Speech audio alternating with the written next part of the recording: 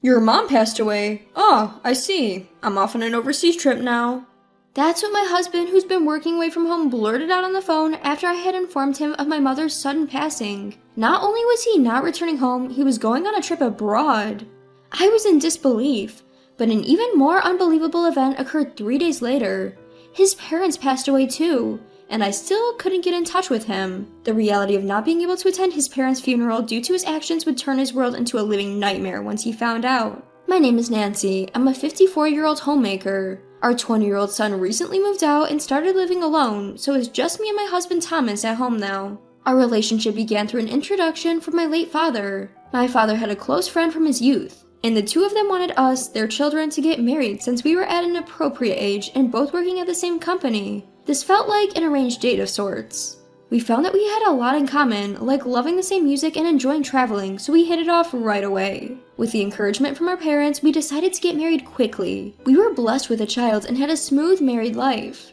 However, when our child was 10 years old, my father passed away due to illness. Apart from that, we were living in peace without any significant events. However, there was one thing about parenting that I couldn't agree with.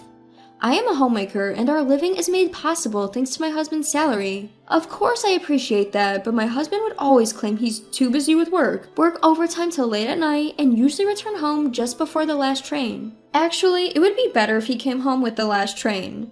There were too many days where he simply sent a curt text saying, "I'll stay at the company tonight," and didn't come home. The meals I carefully prepared were often wasted. I wish he'd notified me earlier if he wasn't coming home, and I wondered if he really was that busy. My husband works at the same company as my father did, but my father, despite traveling a lot for work, seldom came home just before the last train or stayed overnight at the company. Given the cost of the mortgage, child rearing, and daily expenses, I couldn't loudly complain as all the money was earned by my husband. However, just because he worked didn't mean he didn't have to do anything around the house or look after our child. My dissatisfaction gradually built up towards my husband, who always prioritized hanging out with his friends on his days off. The only time our son saw his father was when he woke up and saw him sleeping next to him in the morning. When our son started speaking, I learned that he didn't think of his father as a parent, but as an unfamiliar man who's always sleeping at home. I felt overwhelmed, as it was almost as if I was raising our child alone. I had mentioned this to my father before, but he didn't listen, saying, "Thomas is doing his best at our company. Don't speak ill of your own husband. A wife should always support her husband." My father was a firm believer in traditional gender roles. The usual routine was my mother listening to my complaints and saying, "He doesn't know a woman's hardships," with a smile after my father had drunk himself unconscious. After my father's passing, my mother's vitality also started to fade to such an extent that I couldn't afford to complain about my husband. My mother used to complain about my father to me, but at the end of the day, she loved him. I wanted to build a family like my parents, but even though we seemed like a similar traditional household, our family was different. To put it bluntly, I think we lacked mutual respect for each other. Before I knew it, I had spent 10 years living the same way, and even after our son became an adult and moved out, our daily life didn't change significantly. One day, I softly voiced a complaint to my husband, who rarely paid any attention to the house. "Listen, dear, now that our son is an adult and moved out, I don't think you need to work so much overtime. I wish you could come home earlier and spend some time at home. We could do housework together, have meals together." I only wanted him to spend more time at home, but he took offense at the part about doing housework, and he was furious. "What do you think I'm working so hard for every day? And you don't even work. You expect me to whip my tired body into shape after work to do housework?" With that, he yelled and slammed the front door as he stormed out of the house. The sound of the door slamming loudly reflected the depth of his anger. At this rate, he probably won't come home for about 3 days. Even though my heart was deeply hurt, my mind was oddly calm to be thinking this. Why can't things go smoothly? All I want is to live in harmony with my husband. Did I say things wrong? Could there have been a better way to handle this without upsetting him? My mother, even in the same situation, seemed to have managed it better.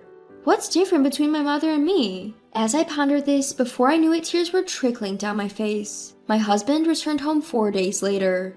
I'm sorry. I apologized to my returned husband. I wonder what I'm apologizing for. I don't think I did anything wrong, but still, I always apologized and he forgave me. This was our usual reconciliation pattern. "Yeah, whatever." Although he said that, our relationship as a couple clearly deteriorated after that. No, probably it's just that I wasn't satisfied. Up until now, I was always assuming I was at fault and would act submissive, but this time I couldn't feel that way. I found that I couldn't respect my husband anymore. One day, about a month later, while things remained awkward between us, he said, "I've been transferred to Alaska. I'll be moving alone." My husband, who hadn't been talking much lately, suddenly opened up with this news. Alaska? It's so far away. It feels as if the distance between our hearts is about the same. Alright, understood. Please take care. That's about all I could say. He packed his bags and went off to Alaska in no time. I was left alone in this big house. It seems like a lie that just a while ago we were a family of 3 living here. We've been married for about 30 years. Up until now, I managed to keep going for a child, but that child is no longer with us. Recently, it seems that divorces later in life aren't so rare. I wonder if we'll become one of those cases. Just as I was contemplating this, my smartphone rang. The caller was from my mother. I thought I could use some advice on this matter. Just perfect, I picked up the smartphone. Hello, I'm Dr. Johnson from Chicago General Hospital. Am I speaking with the daughter of the owner of the cell phone? Hospital? A sinking feeling of dread washed over me. Yes, I'm her daughter. Is there something wrong with my mom at the hospital? Please remain calm. Your mother passed away a little while ago due to acute heart failure. We would like you to come to the hospital as soon as possible. Everything turned black before my eyes. My mom is gone? Can it be some mistake? Just last week when we spoke on the phone, she was fine. Hello? Are you still there? Hello? I'm sorry, I'm just in shock and confused.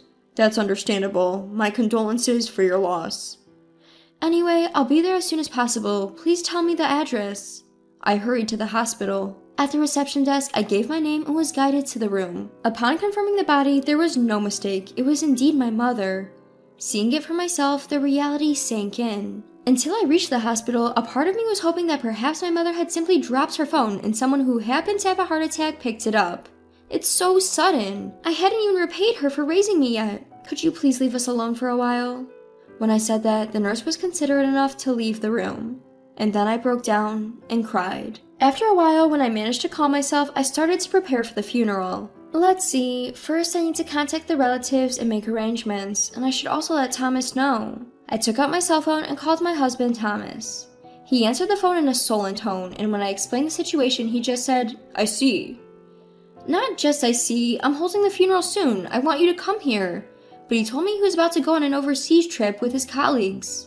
A trip? I unintentionally responded in a sharp tone, but he just replied that he was always working and there was nothing wrong with going on a vacation on his day off. I didn't push it any further, thinking that it would only result in him saying, "Who do you think puts food on the table?" So I contacted our son and held the funeral together. Our son must have noticed that I wasn't doing well, so he said he would stay with me for a while, taking a leave from college. As soon as the funeral was over and I thought I could breathe a sigh of relief, I received a call from my husband's brother. Apparently, my in-laws had passed away in a car accident. With successive family tragedies happening, I still couldn't get a hold of my husband. It seems that modern smartphones can be used normally overseas, but I could not contact my husband. According to my son, depending on the country or the settings on the phone, it might not be possible to make contact from here. So I decided to send him an email. When he comes back from his trip, he'll surely contact me. A week passed, but still no contact. When my son checked with his office just in case, they said he was still on paid leave but was due back in 3 days. What country is he in? Hasn't he seen his email? What is he doing about his own parents? On a hunch that my husband might have taken up with his mistress, I hired a private investigator. I found out the results in just 3 days. As I suspected, he was having an affair. My husband took a woman he met on a trip to Japan as it was and let her go sightseeing. I received several photos of him happily strolling around the city with this foreign woman. It seems he's having a pretty good time in his new work assignment in Alaska. I wondered what I had been being considerate of. Was it concern for my husband who was working hard for the family? In reality, he's just a fucking bastard who goes abroad to play and has an affair. This might not be the first time. I was filled with rage, perhaps partly due to all the patience I had been practicing till now. I called my husband's office and told the receptionist I had an urgent matter that needed to be connected to him. Hello, what's the matter? I told you not to call me at work unless it's important. Didn't you check your email? Our parents are dead. You mean your mom, right? You told me about it before. Are you still upset about that? I finally got some time off. Can't be helped. No, I mean your parents. They died in a car accident. What? Are you kidding? Why would I lie about something like this? You said you just came back from abroad, but I heard you've been back for several days. Why haven't you been checking your emails from me? My husband seemed lost for words, seemingly unable to accept the reality that was suddenly thrust upon him. Hello? Are you listening? Yeah. His voice was trembling. While he had no qualms about skipping my mother's funeral, he seems to be shaken by the death of his own parents. But the funeral's over and their bodies have already been cremated. It's too late for regrets. I didn't feel any sympathy and I said coldly, "You better get back here as soon as possible." I thought I heard his hoarse reply, but I hung up without acknowledging it. "Mom, what happened?" "He's coming home now, and just so you know, I'm divorcing your father today." "What? Why all of a sudden? I get that you're mad he's not contactable during his busy time, but isn't divorce too extreme?" I explained everything to my son. It was a harsh reality to lay on our child, but he's an adult now. I thought it would be better to explain everything clearly rather than make up some weak excuse. This can't be defended. I'll stay by you, Mom." With my son's support assured, everything was ready. Then my husband came home. "I'm home." His tone was the usual arrogant tone, but his voice was noticeably lacking in vigor. He might be just a pitiful man who lost both parents at once and couldn't even attend their funerals, but I've got something to say. Your brother was pretty steamed, you know. "It can't be helped. Even after returning to Japan, I was busy entertaining clients." Quite a young client, isn't she?" Saying that, I showed him the picture I'd gotten from the private investigator. Where'd you get this?" "Look at you, arm in arm and having a good time. If this is really a client, did you pick up some new tricks? It seems like this isn't your first time. Sounds like you've got women everywhere." I dropped the bombshell. The effect was immediate. "So I was busted."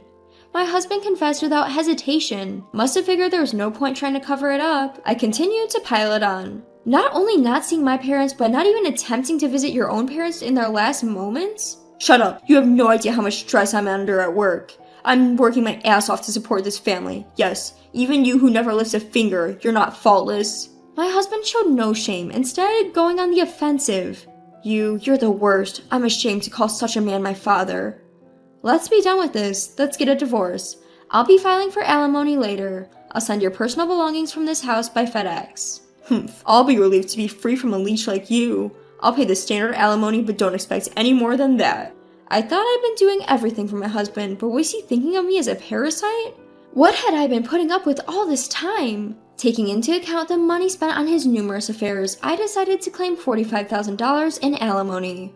Whether he could afford it or not, he paid it in one lump sum. Since I used to report the money I spent and my husband would pay me back, I had no idea how much he had. However, due to the fact that he had been finding mistresses abroad, bringing them back to Japan, and partying around, and couldn't even attend his own parents' funerals, word spread through the company, forcing him to resign. He was in a decent position at the company, so he probably thought highly of himself. In reality, he got into the company through his parents' connections, and my husband, who didn't have any special skills, ended up having to settle for part-time work when he couldn't find another job. According to my brother-in-law, losing his family and job all at once, and now having lost his parents as well, and not even being able to say goodbye to them, seemed to be driving my husband to the edge. He can't sleep unless he takes sleeping pills and is reportedly seeing a psychiatrist. I didn't feel any sympathy at all. My son, who had said he'd stay with me for a while, returned to our family home, worried about my physical and mental exhaustion from the divorce turmoil. I think I'll live modestly with my son. Thinking about the future, I should have saved the alimony, but I really wanted a change of pace, so I decided to go on my first overseas trip with my son. After that, I think I'll start working part-time. The more I think about challenging something new, the more excited I get. My life is just beginning.